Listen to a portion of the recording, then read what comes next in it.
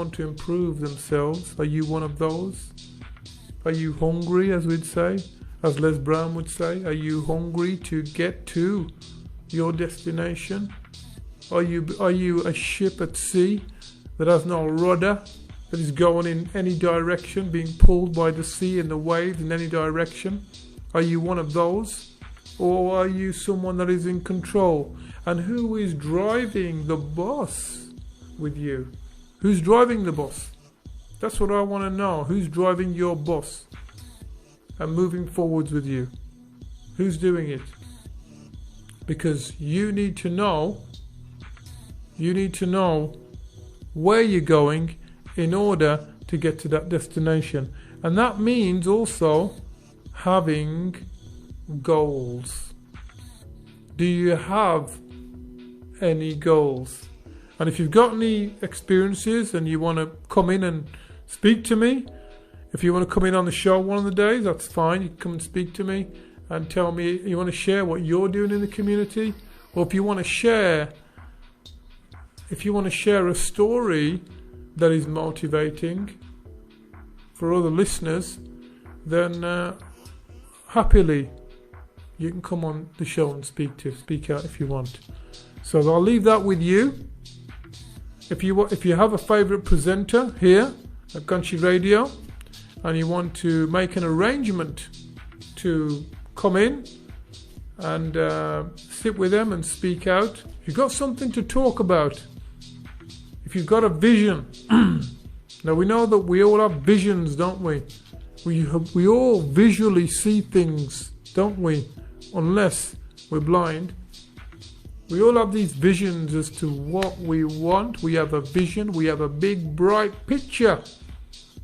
Somebody said to me some months ago, I would like to be sitting in that big, red car, driving on the Dudley Road with the music out loud, the expensive car.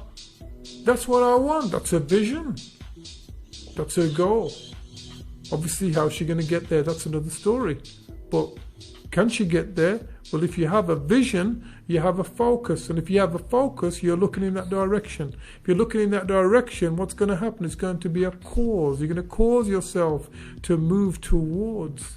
So if we're talking about that big, bright picture, I had somebody the other day told me, we're talking about goals. And they said they can see themselves in a big house. They can see themselves working, having their own shop. Do you have visions and goals? What do they incorporate? What do they incorporate, and who are they for? Who are they going to benefit? And also, thinking about your development. Is it big and bright, that vision? Because what you need to do is make it big and bright. Really defocus it. Make it life-size. Because don't forget, when we get depressed or distressed, what happens? We have these massive pictures in our mind that cause us to become depressed. And they're life-size. Somebody said to me the other week, I can't get it out of my head. It's really stressed me out. I can't get it out. And I keep having these conversations. So you want to learn to take charge of your focus by thinking about those visions that you want and making them big, bright, and defocusing them and bringing them right center. What is that going to do to you? And those visions, it's not good just thinking about them as well. Obviously you're talking about them, thinking about them, talking about them, thinking about them, talking about them. Then what do you have to do after that? You have to follow through with some action. So that's what I want you to do. Think about visions. Make them big and bright. Visualize. Okay, now there was a fight some years ago, about a year and a half ago, Jose Aldo, and it was with another UFC fighter, Conor McGregor, and he said before the fight, he had envisioned connecting with him very quickly and putting him away. That was his big vision.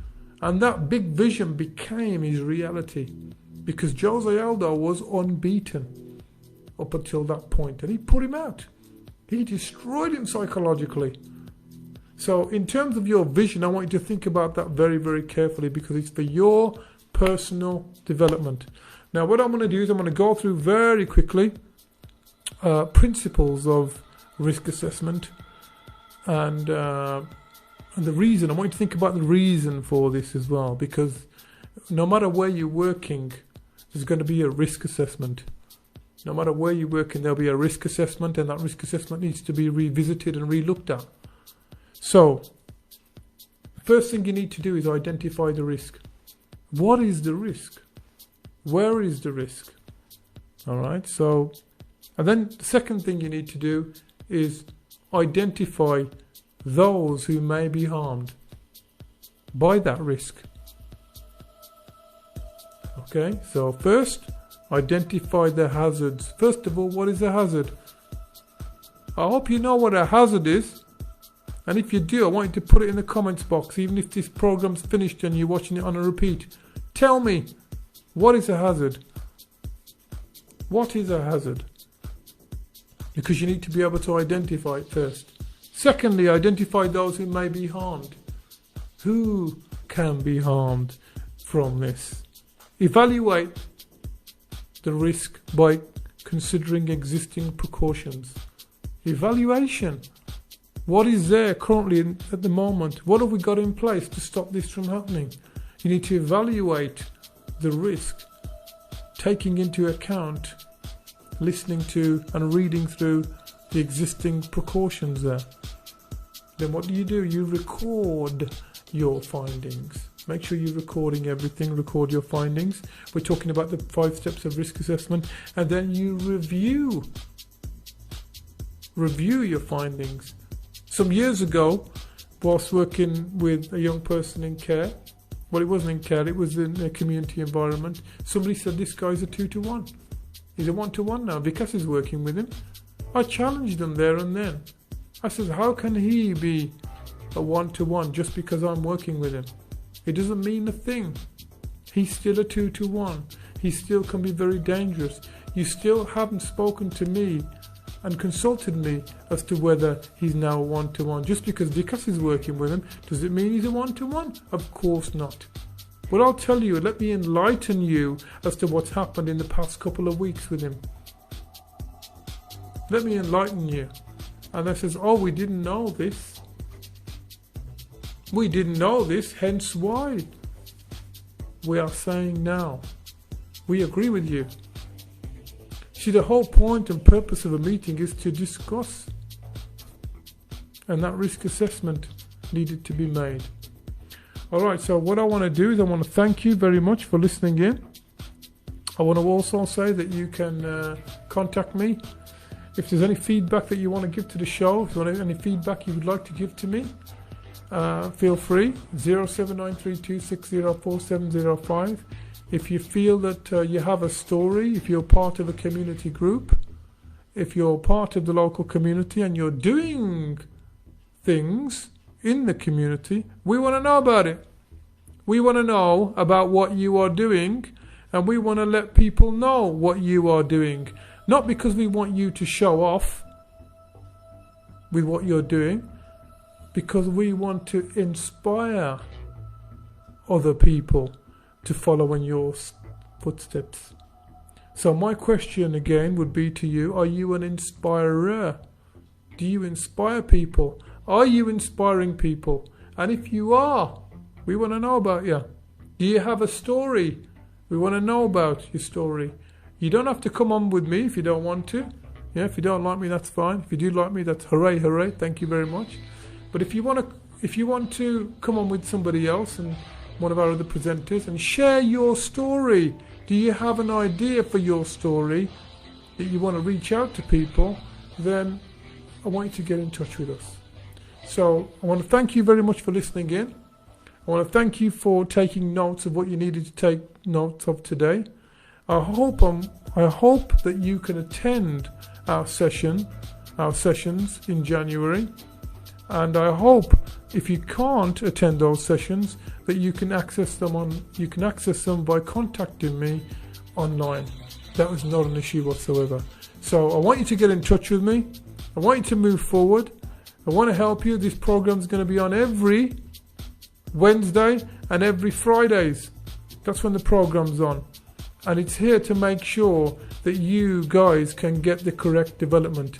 Now, there are a few shows that I've recorded, so if you feel that you want to catch up, just go through our Facebook page on Kanshiradio and you can check out my programs. There's quite a few there, okay? Alternatively, yeah, you can do that. Or you can go on my YouTube channel, there's some on there as well. Alright, so I want to thank you very much again for listening in. And I want to say to you, have a wonderful weekend.